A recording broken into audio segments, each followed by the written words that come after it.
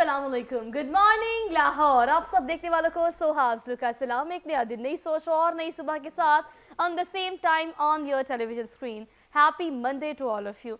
मुझे ऐसा लगता है कि प्रोग्राम के आगाज़ में हमेशा मैं अच्छे नोट से प्रोग्राम का आगाज़ शेयर करती हूँ कि आप लोग देख सके कि आपने अपने दिन का आगाज़ कैसे करना है। लेकिन ऑल द इन तमाम बातों के बावजूद भी उसी थॉट प्रोसेस के साथ आपने अपने दिन का आगाज़ करना होता है जिसके साथ आपने कल अपने दिन को ख़त्म किया होता है। तो मुझे ऐसा क्यों लगता है कि आपको मैं आपके राइट लेफ्ट कोई भी जितना मर्जी समझा ले, कोई कोट बता दे, कोई मोटिवेशनल स्पीकर की आप स्पीक सुन ले, वट एवर, लेकिन उसके बावजूद भी एक ही चीज़ जो आपकी ज़िंदगी को, आपके मसाइल को, आपकी परेशानियों को और आपको बसाख्ता खुद बेहतर कर सकती है, वो है आपकी अपनी ज़ात, आपकी अपनी सोच और आपकी अपनी वो विलनेस जिसके तहत आपको लगता है कि आप हालात चेंज कर सकते हैं। तो ये विल पावर होना बहुत ज़्यादा ज़रूरी है। तो आज के दिन का आगाज़ आपने इस चीज़ से करना है कि आज आपने जो काम करना है, इवन दो कि आपके मिजाज के मुख्तलिफ है, इवन दो कि आपके हालात के मुख्तलिफ है, इवन दो कि आपकी हर चीज़ उस चीज़ के अगेंस्ट आ रही है, लेकिन उसके बावजूद भी अगर आपके अंदर वो विल है तो आप उसे कॉप अप कर सकते हैं, आप उस चीज़ को ख़त्म कर सकते हैं। अब इस प्रोग्राम से पहले यकीनन आप लोग न्यूज़ सुन रहे होंगे और हर जगह यही कहा जा रहा है कि कोविड-19 की तीसरी वेव जो है वो लोगों को बेसिकली बहुत मुतासिर कर रही है। और ऐसा है 1166 ऐसी हेल्पलाइन जो कि जनरेट की गई है हुकूमत की जानिब से, कंसर्न डिपार्टमेंट की जानिब से। तो आपके घर में जितने भी लोग हैं जिनकी उम्र 60 साल से ज़ायद है, कोशिश ये करें कि वहाँ पर अपना जो भी क्वेरी है उसको भेजें, अपनी रजिस्ट्रेशन कराएं और उसके बाद 60 साल से ज़्यादा उम्र के लोगों के लिए एक बहुत अच्छा सिस्टम बना गया है, एक बहुत अच्छा पाथवे है, स्ट्रीमलाइन है, जिसको बजाते खुद मैंने एक्सपीरियंस भी किया है। तो हुकूमत और कंसर्न डिपार्टमेंट्स के जो भी इनिशिएटिव इस हवाले से होते हैं कोविड-19 को लेके, उन्हें अप्रिशिएट करना मुझे लगता है कि being a part of this media हमारा फ़र्ज़ है कि हम इस चीज़ को भी दिखाएं कि कहाँ कहाँ अच्छे काम किए जा रहे हैं।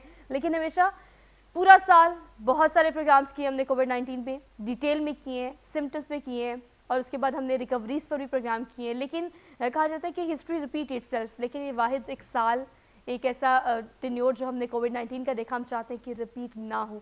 लेकिन आसार ये नज़र आ रहे हैं कि हमारे मुल्क, जिसे हम कहते हैं कि पाकिस्तान में बेसिक हेल्थ प्रोटोकॉल्स मौजूद नहीं है, लेकिन उसके बावजूद भी हमने बड़े अच्छे से टैकल किया है कोविड-19 को। अगेन हमें इसी चीज़ की ज़रूरत है, किस तरह से प्रिकॉशंस की जा सकती हैं। और एक सबसे बड़ी मिथ, सबसे बड़ा सवाल जिसकी मैं अपने जो पैनल मेरे साथ मौजूद है उससे जवाब देने की कोशिश करूँगी, एक दफ़ा कोविड-19 होने के बाद क्या दोबारा से कोविड-19 हो सकता है?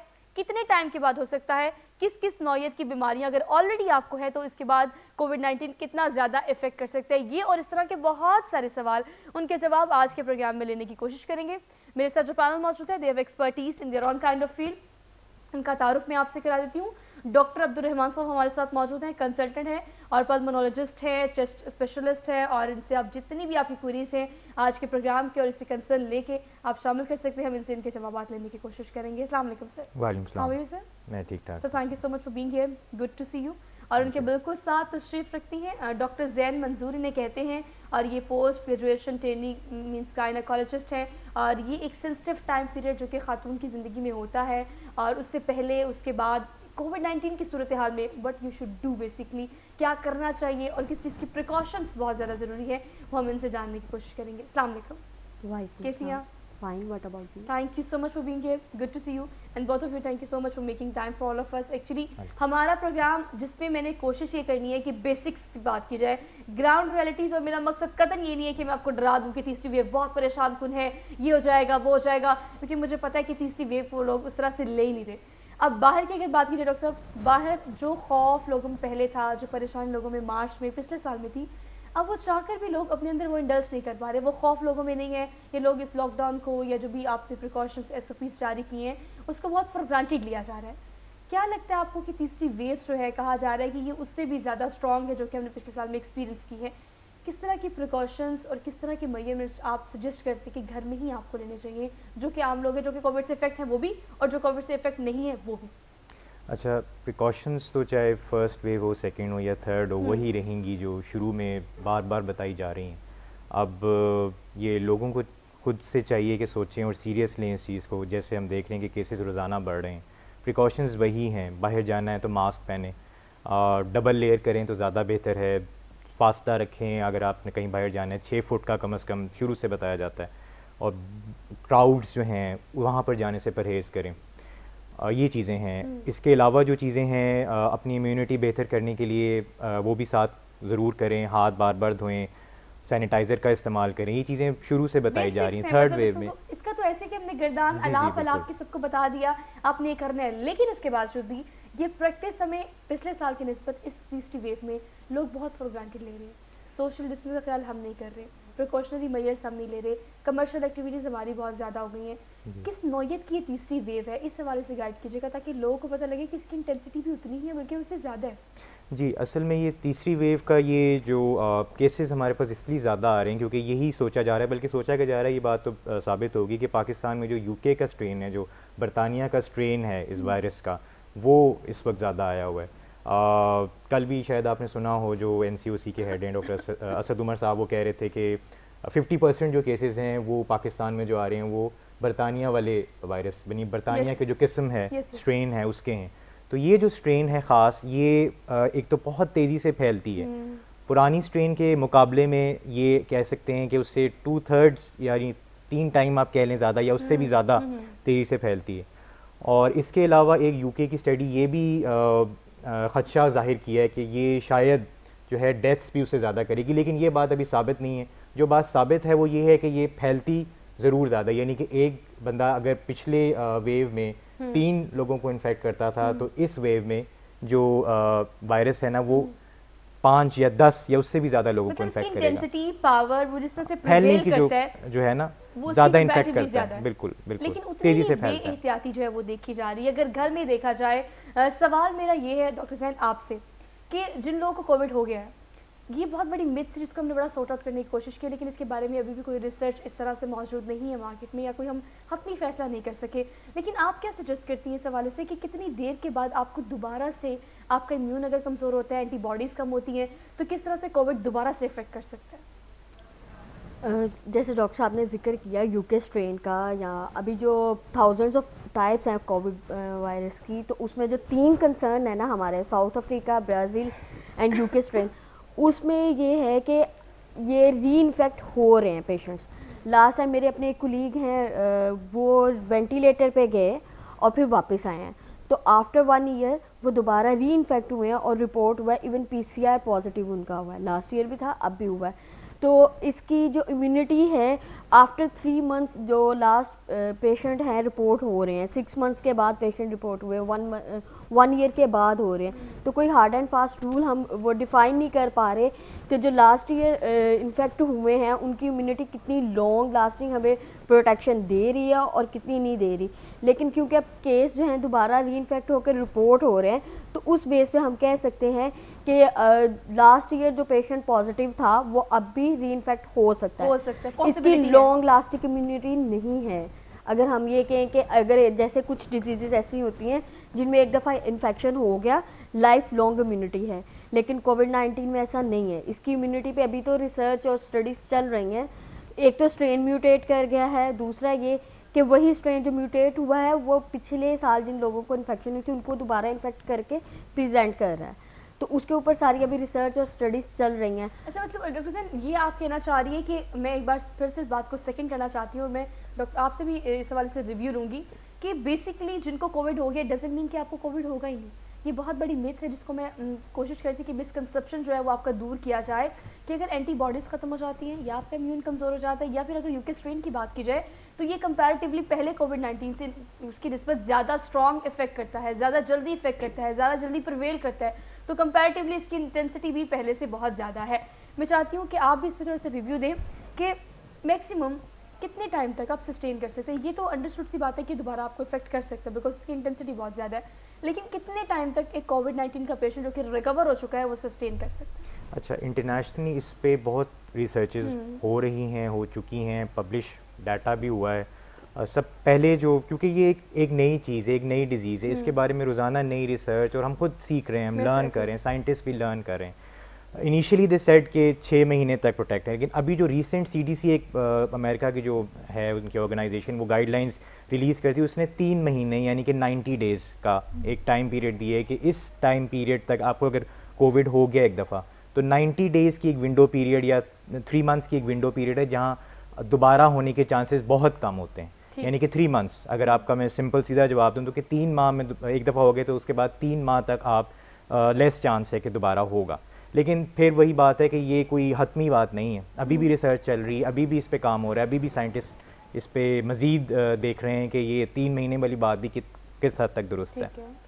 मतलब हमने ये देखना है कि इस पर आपने बिल्कुल ठीक कहा एक बात कि हर रोज़ एक नई चीज़ इन्वेंट हो रही है, हर रोज़ एक नई प्रिकॉशन हम आपको बता रहे हैं, लेकिन उसके बावजूद भी ऑल दो किसने आपसे शुरू दिन से लेके आखिरी दिन तक आज की तारीख तक यही कहा जाता है सोशल डिस्टेंस रखें, सैनिटाइज़र का इस्तेमाल करें और कोशिश करें कि बगैर किसी ज़रूरत की या बिला ज़रूरत घरों से बाहर ना निकले।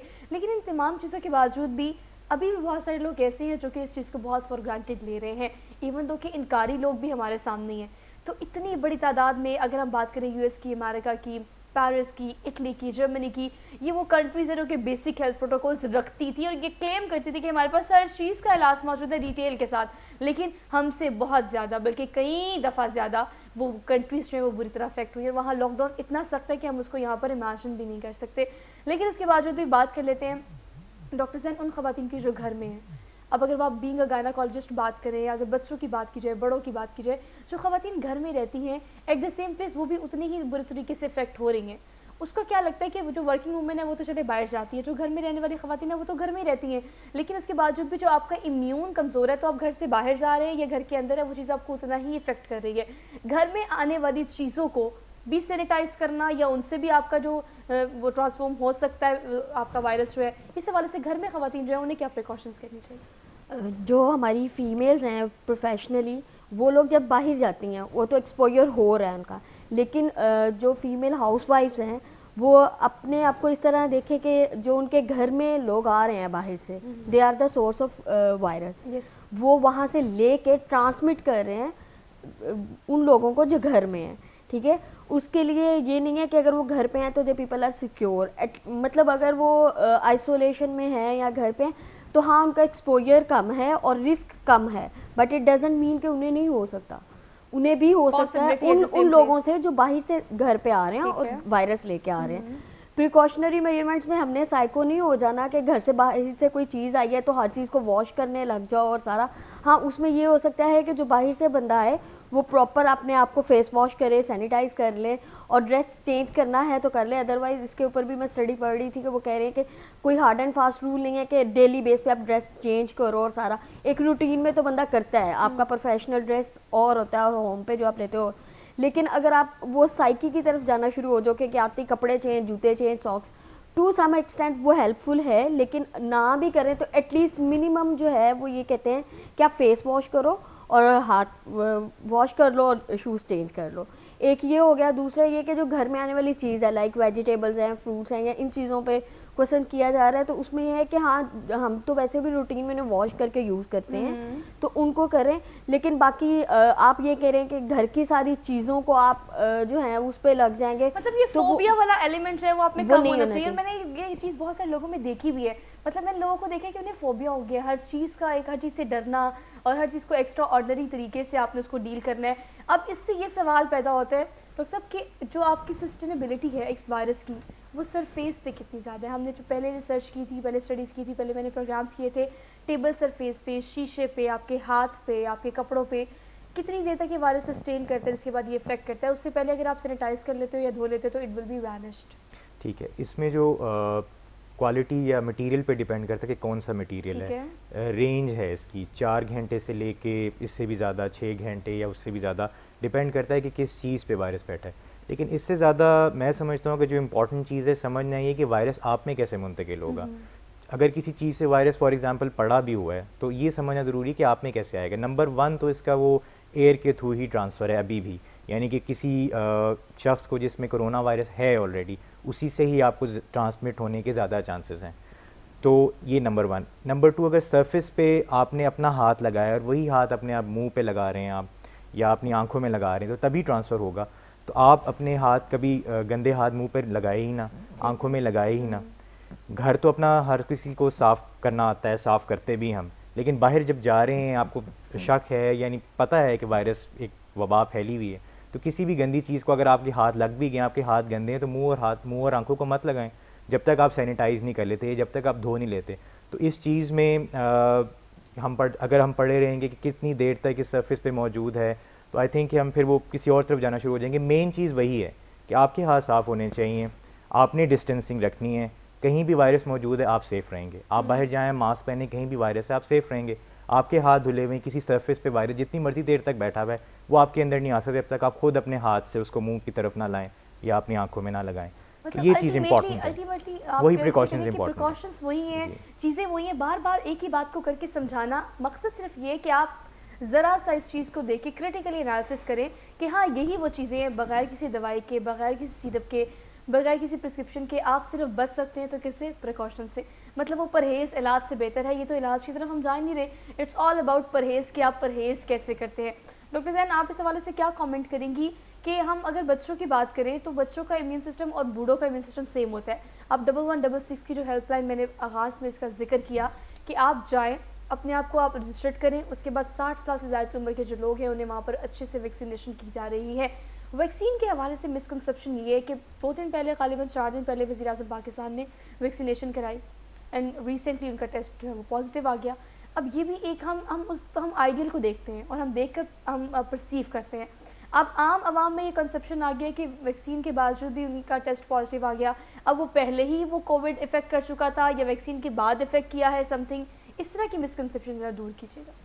वैक्सीनेशन कैसी हो सकती है? वैक्सीनेशन ठीक है, करवानी चाहिए। मार्केट में कितनी अब तो अवेलेबल हैं, फाइज़र है, साइनोफार्म है और मॉडर्ना है। वो सारी वैक्सीन अगर करवा रहे हैं तो वो जो कंपनीज़ हैं वो डिफरेंट क्लेम कर रही हैं। एक तो ये जो चाइना ने बनाई है, रशिया ने बनाई है, अमेरिका इंट्रोड्यूस करा रहा है, वो सारी कि जो ओल्ड स्ट्रेन है उसके अगेंस्ट तो प्रोटेक्शन दे रही थी हमें, लेकिन अब जो न्यू स्ट्रेन आया है क्योंकि वो म्यूटेट कर गया है उसके अगेंस्ट कितनी हमें प्रोटेक्शन मिलती है ये डिफरेंट कंपनीज डिफरेंट क्लेम कर रही हैं। जैसे फाइज़र वाले ये कह रहे हैं कि यूके स्ट्रेन के अगेंस्ट हमारी प्रोटेक्शन है, जो अब नया स्ट्रेन इंट्रोड्यूस हो रहा है। कल मैं उनके सीडीसी से आर्टिकल्स पढ़ रही थी तो उसमें उन्होंने लिखा हुआ था कि हमारा जो यूके स्ट्रेन पाकिस्तान में भी अब आ चुका है उसके अगेंस्ट हमारी प्रोटेक्शन है। अब क्योंकि अभी ये रिसर्च चल रही है, स्टडीज़ चल रही हैं, तो 100% कोई भी डॉक्टर कुछ कह नहीं सकता। जैसे आपने वज़ीर-ए-आज़म साहब का जिक्र किया तो आप ये भी हो सकता है कि उनके इंक्यूबेशन पीरियड में पहले वायरस उनके अंदर इंट्रोड्यूस हो गया हुआ था, वैक्सीन लगवाई है, तो अभी एंटीबॉडीज़ बनने में टाइम लगता है। जब आपकी इम्यून रिस्पॉन्स होता है बॉडी का, फिर एंटीबॉडीज़ होती हैं और फिर किसी डिजीज़ के अगेंस्ट हमें प्रोटेक्शन मिलती है। हो सकता है कि उनको वायरस पहले बॉडी में चला गया और बाद में वैक्सीन लगी है और वो वायरस जो है वो स्ट्रॉन्ग था, वो वैक्सीन प्रोटेक्शन नहीं दे सकी और वो उन्हें इन्फेक्शन कॉज कर गया। और एक ये रीज़न हो सकती है। दूसरा ये कि जो वैक्सीन हम लगा रहे हैं, जो न्यू स्ट्रेन है, हो सकता है वो उसके अगेंस्ट प्रोटेक्शन दे ही नहीं रही हो, क्योंकि जो वायरस के अंदर स्पाइक प्रोटीन्स के चेंजेस हैं उसमें जो चाइना वाली है उनका तो अभी तक मैंने कोई आर्टिकल नहीं पढ़ा कि उसमें वो प्रोटेक्शन दे रही है या नहीं दे रही। फाइज़र या मॉडर्ना वाले ये क्लेम कर रहे हैं अभी भी। अब उस पर डिपेंड करेगा कि इन फ्यूचर कि हमें पेशेंट रिपोर्ट होंगे, वो जो वैक्सीन हुए हैं उनको री इन्फेक्ट होते हैं कि नहीं होते हैं, ये चीज़ उस पर डिपेंड होगी और फिर हम बता सकते हैं। हाँ, ये बात कंफर्म है कि वैक्सीन के बाद भी पॉसिबिलिटी है आप इन्फेक्शन का, मतलब पॉसिबिलिटी सिर्फ ये कि ये वायरस, ये बीमारी, ये वबा कहीं भी किसी वक्त किसी भी सूरत हाल में आपको इफेक्ट कर सकती है। मतलब अनप्रिडिक्टेबल, आप इसके बारे में कुछ कह नहीं सकते। कोई मिथ या कोई स्टडी अब तक ऐसी नहीं है जो कि हतमी हो और ये कहे कि ये चीज़ें हैं और इस तरह से आपको कोविड-19 होता है। तो ज़रा बात कर लेते हैं, अगर हम इलाज पे बात कर रहे हैं, वैक्सीनेशन पे बात कर रहे हैं, तो डॉक्टर साहब हम बात कर लेते हैं ज़रा सिम्टम्स में। अगर यूके स्ट्रेन की बात की जाए, पहले जब बहुत पहले मार्च की अगर बात की जाए, बिल्कुल 1 साल पहले, राइट, दिस मार्च ना, तो नज़ला, खांसी, ज़ुकाम, बुखार, ये बेसिक सिम्टम्स कहा जाते थे कि आपको अगर ये होगा तो या इससे ऐसा ग्रेजुअली बढ़ेगा, कोविड-19 की तरफ जाएगा, आपको खांसी ज़्यादा होंगी, लंग्स इफेक्ट होंगे और फिर वो कोविड-19 कहलाएगा। लेटर ऑन एसिम्टोमेटिक बहुत सारे ऐसे पेशेंट थे। अगर मैं अपनी बात करूँ, आई टेस्टेड पॉजिटिव और मुझे कोई खांसी, कोई बुखार, कुछ भी नहीं था, सिर्फ आपके टेस्टलेसनेस और स्मेल्स नथिंग, ये 2 सिम्टम्स थे। अब जो यूके स्ट्रेन है, क्या उसके सिम्टम्स में कोई खासी तब्दीली आई है या यही सिम्टम दोबारा कहलाए जाएंगे? अच्छा, सॉरी, ये आपके इस सवाल से पहले क्योंकि वैक्सीनेशन का बहुत इंपॉर्टेंट है, मुझे थोड़ा सा उस पर कॉमेंट करना है। अच्छा, ये एक तो मैं थोड़ा सा बता दूं प्राइम मिनिस्टर साहब की जो वैक्सीनेशन के मुतालिक। एक तो ये कि जैसे डॉक्टर साहबा ने बताया कि जो वायरस है उसकी जो सिम्टम्स हैं, जो उसकी अलामात हैं, वो 5 दिन तक ज़रूरी नहीं आ जाएँ। आपके अंदर वायरस, अगर फॉर एग्जांपल किसी के अंदर वायरस 1 दिन गया है तो 4 से 5 दिन लग सकते हैं कि उसकी अलामात आएँ, नंबर 1। दूसरी बात ये है कि जो वैक्सीन की 2 डोजेज़ हैं, दूसरी डोज लगने के भी 2 या उससे भी ज़्यादा देर बाद आपकी इम्यूनिटी इस काबिल होती है कि आप इस वायरस को प्रोटेक्ट कर सकें। उससे पहले भी आपको, यानी फर्स्ट डोज लगने के बाद भी इन्फेक्शन हो सकता है, सेकेंड डोज लगने के बाद भी हो सकता है, उसके भी 2 हफ्ते तक आपको सारी प्रिकॉशंस उसी तरह से मैक्सिमल लेनी है, 2 हफ्ते से भी ज़्यादा टाइम जब तक नहीं गुजर सकता। अच्छा, उसके बाद कोई भी वैक्सीन हो, चाहे ये चाइनीज़ वैक्सीन है, साइनोफार्म या जो बाहर अवेलेबल वैक्सीन है, सब वैक्सीन 100% प्रोटेक्ट करती हैं against hospitalisation, against severe disease, जो हमारा मेन मकसद है। यानी कि आप चाहे साइनोफार्म लगवा लें या जितनी भी क्लेम, जितनी भी जैसे डॉक्टर साहब ने बताया, कोई भी लगवा लें, 100% आपको प्रोटेक्ट करेगी हॉस्पिटल में दाखिल होने से, यानी इतनी सिवियर डिजीज़ से कि आप सिवियर डिजीज़ की तरफ नहीं जाएंगे। ठीक है। अगर आपको इन्फेक्शन हो भी गया है, माइल्ड इन्फेक्शन जैसे एसिम्प्टोमेटिक, फिर भी हो सकता है वैक्सीन के साथ, जैसे फ्लू वैक्सीन की एग्जांपल मैं देता हूँ हमेशा। फ्लू वैक्सीन हर साल रिकमेंडेड है। ठीक है। फ्लू वैक्सीन लगवा भी लेना तो उसके बावजूद भी कुछ लोगों को हल्का फुल्का फ्लू हो जाता है, लेकिन कभी भी सिवियर फ्लू नहीं होता। 100% प्रोटेक्ट में जाने से पहले हम बच जाते हैं। तो ये मॉडर्ना हो, फाइजर हो, साइनोफार्म में वैक्सीन लगाना तो लाजमी है। कभी भी कंफ्यूज ना हो कि प्राइम मिनिस्टर को जो वैक्सीन लगी वो तो बिल्कुल एक डिफरेंट है। देखें 5 दिन तक उसके अलामात आते हैं, और दूसरी उनको फर्स्ट डोज लगी थी, सेकेंड डोज के भी 2-3 हफ्ते बाद जाके आपकी इम्यूनिटी डेवलप होनी है, और अभी भी वो माइल्ड उसमें सिम्टम्स उनको हैं, कोई सिवियर नहीं है। और अगर उन्होंने 2 डोजेज लगा भी ली होती हैं फिर भी किसी को इन्फेक्शन हो जाता है, रेयर हो जाता है, लेकिन कभी भी सिवियर या हॉस्पिटलाइजेशन की तरफ नहीं जाएंगे। मतलब आप ये कहना चाह रहे हैं कि अगर आपने पहली वैक्सीनेशन लगवा ली, उसके बाद दूसरा सेशन लेना भी बहुत ज्यादा जरूरी है। डेफिनेटली। और दूसरे सेशन से पहले इन बिटवीन टाइम जो होता है उसमें भी आपको कोविड हो सकता है। इवन दो कि दूसरा सेशन लेने के बाद यानी वैक्सीनेशन कंप्लीट हो जाए तो उसके बाद भी चांसेस है 2 हफ्ते तक कि आपको वो इफेक्ट कर सकता है कोविड ना। मतलब ये कि अगर भी करें तो ये आपको इंटेंसिटी से उस एक्सट्रीम जहां पर जाने के बाद की तरफ जा सकते हैं, बहुत स्वेयर हो सकते हैं वैक्सीनेशन के बाद है। हाँ, लेकिन ये मकसद क्या है ये देखते हैं, हमने वरना है अभी तो मकसद ये है एम करना है। आपको हो जाएगा वैक्सीनेशन लगवा कर, जैसे नज़ला जुकाम हो, हमें इस वक्त बचना है से, हमें बचना है में जाने। मैं बेसिकली अभी हमें बचा जी बिल्कुल जिंदा रहे, कमर्शियल एक्टिविटीज, आपकी रिश्तेदारियां सब होता रहेगा, बचाना ज्यादा जरूरी है, वैक्सीनेशन कराना जरूरी है। तो मजीद भी डिटेल आपसे शेयर करेंगे। वापस आते हैं कीप लाहौर। वेलकम बैक नाजरीन, एक बार फिर से आप सब देखने वालों को खुशामदीद कहते हैं। Very good morning to all of you once again. Hope so कि आपने अपने दिन का आगाज बहुत अच्छे से किया होगा, प्रिकॉशंस के साथ किया होगा। You know what, I just want to share one thing with you. आपको पता होगा, मेरी इस बात को बहुत सारे लोग सेकंड करेंगे, शिफ्टिंग दुनिया का मुश्किल तरीन काम है। मुझे ऐसा लगता है अगर एक घर से आपने दूसरे घर में शिफ्ट करना हो, and I am suffering from the same kind of condition. तो मैं आपको बताऊं कि अगर आप एक जगह जाएं, और मुझे आजकल चूँकि अब समर्स भी आ चुके हैं, विंटर जा चुके हैं, तो अच्छे अच्छे आपने कपड़े भी खरीदने हैं, रोज़ाना शो भी करना है, तैयार भी होना है, आपके सामने भी आना है। अब उसके अलावा अगर घर के डेकोर की बात की जाए तो डेकोरेशन के लिए फर्नीचर भी आपने खरीदने हैं, और एसेसरीज, होम एसेसरीज की बात की जाए तो सब कुछ भी खरीद लें तो छोटी छोटी चीज़ें हमेशा रह जाती हैं। इसके साथ साथ फर्नीचर, सबसे अहम बात कि आपने घर का इंटीरियर करना है। तो ये सारी चीज़ें इकट्ठी लेने के लिए अब मैंने सोचा कि मैं क्या करूं, ये ऐसा कौन सा सोल्यूशन हो, वन स्टॉप सोल्यूशन जो कि मेरे पास हो कोविड-19 की वजह से। या मैं हमेशा ये सजेस्ट करती हूँ कमर्शियल एक्टिविटीज़ ना करें, बाजार ना जाएं, मॉल ना जाएं, तो अगर मैं ये कहती हूँ तो मुझे करना भी है। तो मैंने सोचा कि एक सोल्यूशन ढूंढना जाए, और वो सोल्यूशन मेरे पास जो है वो चेनवन की सूरत में आया। होम अपैरल, एसेसरीज, आपका फर्नीचर, सब कुछ जब आपको under one roof, one umbrella मिल जाए तो आपको ज़रूरत नहीं है प्लीज़ मॉल्स जाने की, मार्केट जाने की। तो इस तरह के अगर समर्स की बात की जाए तो अच्छी वैरायटी, अच्छी स्टिचिंग आपको वहाँ पर अवेलेबल, फर्नीचर खरीद सकते हैं, होम एसेसरीज खरीद सकते हैं। चेनवन इस जाए, इनको विजिट करें, जो आपके पास आउटलेट है वहाँ जाएं, अच्छे डिस्काउंट्स भी चल रहे हैं, सो ग्रैब दिस अपॉर्चुनिटी। और प्रोग्राम में अगर हम दूसरे स्पॉन्सर्स की बात करें तो हमें कैनन प्राइमेक्स फॉर्म इस प्रोग्राम के लिए स्पॉन्सर कर रहे हैं, थैंक यू सो मच। इस आउटफिट की बात करें जो मैंने पहना हुआ है तो ये दी मोड पर आपको अवेलेबल होगा, आप वाई ब्लॉक में इनको विजिट कर सकते हैं। साथ साथ चीज़ें ऑनलाइन खरीदें, लेकिन जो भी आ रहा है, जहाँ से भी आ रहा है, काइंडली उसको सैनिटाइज करके ही इस्तेमाल करें। हम वैक्सीनेशन की बात कर रहे थे, मैं ये नहीं कहती कि आपके सवाल है ब्रेक में, चूँकि ब्रेक थी लेकिन हमारा प्रोग्राम कैरी ऑन था, हम डॉक्टर से डिस्कशन कर रहे थे कि बेसिकली होता ये कि आपकी मिसकंसेप्शन एक ड्राइव होती है और वो आहिस्ता आहिस्ता जंगल में आग की तरह फैलती है, और हम सब ये मिसकंसेप्शन जो है एक दूसरे को ट्रेवल कर रहे होते हैं। फॉर एग्जांपल अगर हम वैक्सीनेशन की बात करें तो मैंने इतनी लेम बातें सुनी है कि ये वैक्सीनेशन नहीं है, ये वो चिप है जो आपके अंदर फिट कर दी जाएगी, आपको इसे ड्राइव किया जाएगा। और हम उन कंट्रीज़ की बात करें जो कि मुस्लिम नहीं है, ज़्यादा डिस्कशन में नहीं पढ़ूंगी, वैक्सीनेशन की मिसकंसेप्शन दूर करना बहुत ज़्यादा ज़रूरी है।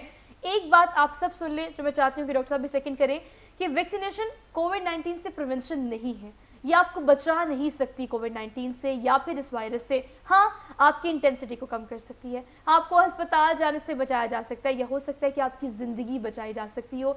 इसीलिए बार बार कहा जा रहा है कि 60 साल से ज़्यादा उम्र के लोग जो है पहले जाके वैक्सीन कराएं। सिर्फ बहुत सारी मिसकंसेप्शन है, मैं चाहती हूँ कि पहले आप ये मिसकंसेप्शन दूर कर दें कि वैक्सीनेशन जो है वो करवाने के लिए वो लोग जो ऑलरेडी कोई इलाज पर है, आप डायबिटीज़ की बात कर लें, खुदा न खासा कैंसर की बात कर लें, किसी भी और डिजीज़ की बात कर लें, उनका इम्यून तो पहले बहुत कमज़ोर है आप और मुझसे, तो वो पहले कोई इलाज मुआवजा करा रहे हैं तो वो वैक्सीन करा सकते हैं, किस टाइम पे करा सकते हैं या क्या उन्हें करना चाहिए, आप क्या सजेस्ट करें? अच्छा, एक तो मैं बता दूं कि जो वैक्सीन है वो डेफिनेटली प्रिवेंट करती है हमें इन्फेक्शन से। नंबर 1, थोड़ा सा स्टेटमेंट को थोड़ा सा ठीक करने की ज़रूरत है, और 100% हमें प्रिवेंट करती है सिवियर डिजीज़ से या हॉस्पिटलाइज होने से। तो ये एक चीज़ थोड़ी। अच्छा, अब जो आपका क्वेश्चन है कि कैंसर के पेशेंट्स हैं या शुगर के पेशेंट हैं, दूसरे पेशेंट जो दवाइयों पे हैं, तो उनके लिए क्या है, उनका पहली क़ुव्वत मुदाफ़ियत कम होता है। तो ये चीज़ समझ लें पहले तो पाकिस्तान में जो वैक्सीन है ना, साइनोफार्म जो चाइनीज़ वैक्सीन, जी, दैट इज़ जो वैक्सीन है वो इनएक्टिवेटेड वैक्सीन। इनएक्टिवेटेड मुराद है कि डेड वायरस, मरा हुआ वायरस उसके अंदर डाला हुआ है, केमिकल्स वगैरह डाल डूल के तो उसको मार दिया है, अगर आम अल्फाज में मैं बताऊँ तो ये जो एक दफ़ा वायरस मर गया है वो ज़िंदा नहीं हो सकता, वो आपको इन्फेक्शन नहीं कर सकता। मैंने सुना है कुछ डॉक्टर्स भी इवन टीवी पर भी आई डोंट नो क्यों उन्होंने कह दिया कि इससे माइल्ड डिजीज़ वैक्सीन से भी हो सकती है। बिल्कुल गलत है। जो वायरस जो वैक्सीन, कुछ वैक्सीन ऐसी होती हैं जिसमें कमज़ोर किया गया वायरस होता है, अगर मैं उर्दू में आम अल्फाज में कहूँ उससे कहते हैं लाइव अटेनुएटेड वैक्सीन। जैसे हमारी ओरल पोलियो वैक्सीन है ना, उसमें जो वायरस होता है ना वो होता है लाइव अटेनुएटेड, यानी कि वो जिंदा वायरस होता है लेकिन कमज़ोर किया गया होता है, वो डिजीज़ नहीं करता है। लेकिन वो चूँकि लाइव होता है, जिंदा होता है, तो जिन लोगों की क़ुव्वत मुदाफ़ियत कम हो उन्हें प्रॉब्लम कर सकता है। और भी कुछ वैक्सीन हैं जैसे MMR है, मीज़ल्स मम्स की वैक्सीन है, वो भी अगर हम उन लोगों में लगाएं जिनकी क़ुव्वत मुदाफ़ियत कम है तो उनमें प्रॉब्लम कर सकते हैं, इसलिए कि वो जिंदा वायरस वाली वैक्सीन है। उनका सबको पता है, ये मीज़ल्स मम्स रुबेला हो गया, ओरल पोलियो वैक्सीन और एक आध और है। लेकिन ये जो वैक्सीन है, अभी तक पूरी दुनिया में जितनी भी कोविड की वैक्सीन है, कोरोना की जो भी वैक्सीन है, किसी में भी लाइव वायरस वैक्सीन है ही नहीं, डेड है। हाँ, हमारी वाली में डेड वायरस है, जो अमेरिका में यूज़ हो रहा है वो एक डिफरेंट टेक्नोलॉजी है, वो mRNA टेक्नोलॉजी वायरस है, या वायरल वेक्टर जो रशिया है वो वायरल वेक्टर टेक्नोलॉजी, वो डिफरेंट है। किसी में या तो कोई प्रोटीन है वायरस का छोटा सा हिस्सा जो और या साइनोफार्म में डेड वायरस है।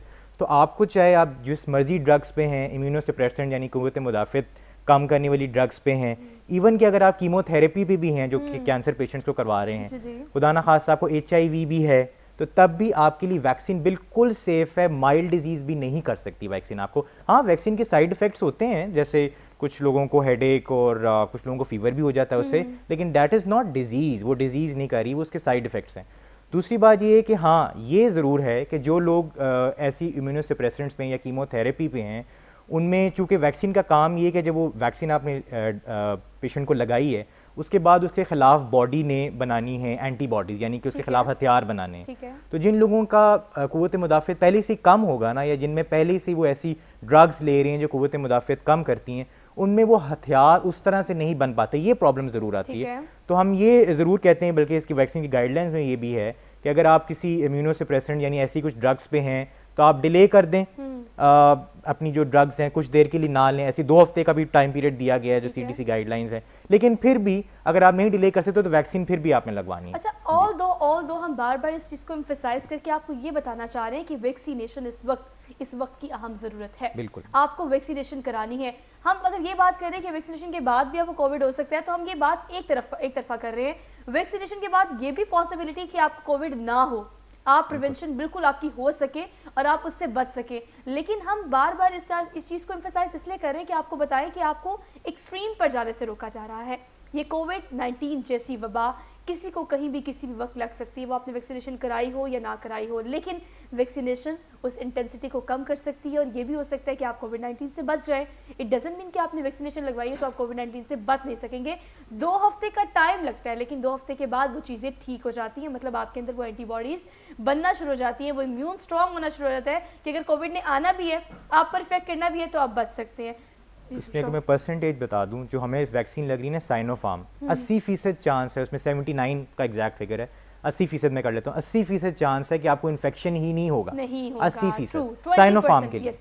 20% में आपको इन्फेक्शन हो सकता है, लेकिन 100% आपको सिवियर डिजीज नहीं नहीं होगी, होगी। आप हॉस्पिटलाइज नहीं होंगे 100%। वो भी तब, वो कब है जब 2 हफ्ते से ज़्यादा एटलीस्ट गुजर गए हो सेकेंड डोज के बाद, यानी 80% आपको इन्फेक्शन भी नहीं होगा और 100% आपको सिवियर डिजीज में जाएंगे। तो इतनी इंपॉर्टेंट है वैक्सीन अच्छा, हमारे ये लिए। 80 और 20 का जो फिगर है डॉक्टर जैन, मैं चाहती हूँ कि जरा इसे क्लैरिफाई कर दें। 80% वो कि आपको माइल्ड सिम्टम्स हों, कोई मसला नहीं कि आपको कोई एक आधा सिम्टम हुआ है 4 नहीं हुए, ये कर लेते हैं। लेकिन वो जो लोग जिनकी डेथ हो रही है कोविड-19 से, वो स्वेयर सिम्टम्स जो हैं उनसे बचाने के लिए वैक्सीनेशन ज़रूरी है। वो स्वेयर सिम्टम्स बताइएगा कि बेसिकली वो स्वेयर सिम्टम्स क्या है जिसकी वजह से आप मौत तक के पास चले जाते हैं। अगर हम ओल्ड स्ट्रेन की बात करते हैं तो उसमें 2-3 चीज़ें आती थी। एक तो ये कि आपकी इम्यूनिटी कैसी थी और इम्यूनिटी के बाद आपकी बॉडी का रिस्पॉन्स कैसा था, आपने रिएक्ट कैसे किया आपकी बॉडी ने। तो उसमें सीवियर सिम्टम्स ये होते थे कि जैसे पेशेंट को है वो वेंटिलेटर पे गया है और साथ उसकी इम्यूनिटी भी लो थी, और अगर इम्यूनिटी लो थी उसकी बॉडी ने रिस्पॉन्स नहीं किया है, मल्टीपल फैक्टर्स उसमें इन्वॉल्व थे, तो दैट कॉज डेथ। अदरवाइज जो थे पेशेंट रिकवर भी हुए थे, यंग पेशेंट्स जो थे, और री इन्फेक्ट भी हो रहे हैं। और अगर न्यू स्ट्रेन की बात की जाए तो अभी इसमें स्टडीज़ जो चल रही हैं या बात की जा रही है उसमें स्वेयर सिम्टम्स अभी भी जो है, जितने मैंने CDC की या इधर वेबसाइट से पढ़ा है, उसमें जो नई चेंजेस आई हैं ना सिम्टम्स में, वो कंजक्टिवाइटिस आया है, डायरिया आया है, या पिछले स्ट्रेन में अगर हम बात करें तो लॉस ऑफ स्मेल था और टेस्ट था। वो as compare to UK strain के जो अभी पाकिस्तान में भी न्यू स्ट्रेन इंट्रोड्यूस हो रहे हैं उनमें नहीं है अभी भी। टू सम हाउ इस सिम्टम्स वही हैं, फ्लू कफ, आपको fever, body aches, basic viral के जो सिम्टम्स वही सिम्टम्स हैं। लेकिन जो 2-3 नए सिम्टम्स इसमें आए हैं वो कंजक्टिवाइटिस है, डायरिया है, एब्डोमिनल पेन है, वो नए आए हैं। जो सिवियरिटी है वो पेशेंट की अपनी इम्यूनिटी पे डिपेंड कर रहा है कि उसकी इम्यूनिटी कैसी थी, उसने अपनी इम्यूनिटी बूस्टर साथ लिए हैं या नहीं। वैक्सीन जैसे डॉक्टर साहब जिक्र कर रहे हैं, अगर उसने लगवाई हुई थी तो वो उसकी सिवियरिटी को रोक रही है, ठीक है। अगर एक लाइन में मैं बोलना चाहूँ तो ये कि जो हमने वैक्सीनेशन लगवाई है वो आपके उस स्ट्रेन को सिवियर होने से रोक रही है, तो वो इस सेंस में हमें प्रोटेक्शन दे रही है। जो आपका पेशेंट की डेथ हो रही है वो मल्टीपल चीज़ें हैं। कोई पेशेंट वेंटिलेटर पे चला गया है और उसकी बॉडी हमने जितनी एंटीबायोटिक्स दी या जितनी उसको सपोर्टिव लाइफ थेरेपीज दी हैं वो रिस्पॉन्स नहीं किया, एक तो ये। और दूसरा ये कि पहले पेशेंट की कंडीशन कैसी थी, उसकी अपनी बॉडी की इम्यूनिटी कैसी थी, वो सारी मल्टीपल चीज़ें उसमें जो है ना वो इन्वॉल्व होती हैं। मतलब इन्वॉल्व होने के साथ साथ अगर हम जरा थोड़ा सा रिवर्स गेयर लगाएं और पीछे जाएं तो हमें कहा जाता था कि आपके लंग्स को, ये कहा जाता भी है कि हमारे लंग्स को इफेक्ट करता है, कफिंग बहुत ज़्यादा होती है, सांस में प्रॉब्लम होता है, फिर एक्सट्रीम सिचुएशन में जाके आपको वेंटिलेटर पर डाल दिया जाता है कि आप इतने इस हद तक हो कि आपको बिल्कुल भी आप ब्रीथ ना कर पा रहे हो। अब ये जो कफिंग वाला एलिमेंट है, बहुत कम मैंने ऐसे पेशेंट्स देखे जिनमें ये एक्सट्रीम पर जाता है तो ही कोविड-19 वाली सूरत हाल जो है वो ज़्यादा सीवियर हो जाती है। तो सब इस हवाले से क्या कमेंट करेंगे आपके, चूँकि आप चेस्ट स्पेशलिस्ट भी हैं, तो आप ये जब मेजर कोविड हुआ तो मुझे बहुत सारे लोगों ने, बहुत सारे डॉक्टर्स ने सजेस्ट किया कि गर्म पानी पिए, कोशिश करें कि आपका जो कोविड है, ये जो वायरस है वो नीचे ना हो जाए, लंग्स तक ना पहुँचे, मेरे तक ना पहुँचे, गले तक रहे तो बेहतर है। Chest infection is a coughing kind of thing, ये होता है तो ही आप ग्रेजुअली आगे बढ़ते हैं और कोविड-19 तक जाते हैं। तो बीइंग ए स्पेशलिस्ट आप क्या सजेस्ट करते हैं कि अगर कोविड हो भी जाता है तो चेस्ट इन्फेक्शन से बचने के लिए, या वो ट्रैवल नीचे ना करे वायरस, उससे बचने के लिए क्या करना चाहिए? अच्छा, इसके दो तीन चीज़ें इसमें। एक तो ये कि वायरस जो है वो आपके ऑलरेडी जब आप एक्वायर करते हैं तो वो जा चुका होता है, इसको ऊपर नीचे हम रोक नहीं सकते हैं आगे जाने से। लेकिन डिपेंड करता है कि किस पेशेंट, सबसे पहले ये डिपेंड करता है कि किस पेशेंट को कोविड हुआ है। ठीक है। अगर पेशेंट की एज ज़्यादा है, पेशेंट को पहले से डायबिटीज़ है, पेशेंट को पहले से ब्लड प्रेशर है, पेशेंट को पहले से कोई हार्ट का इशू है, या पेशेंट पहले से कोई ऐसी ड्रग्स पे है जो क़ुव्वत मुदाफ़ियत कम करती हैं, या HIV का पेशेंट है, या इवन प्रेगनेंसी में तो क़ुव्वत मुदाफ़ियत कम होती है, उन पेशेंट्स में ज़्यादा चांस होता है कि आपका जो डिज़ीज़ है वो प्रोग्रेस करेगी, यानी कि कफ या गला ख़राब से आगे जाएगी, उन पेशेंट में ज़्यादा चांस होता है।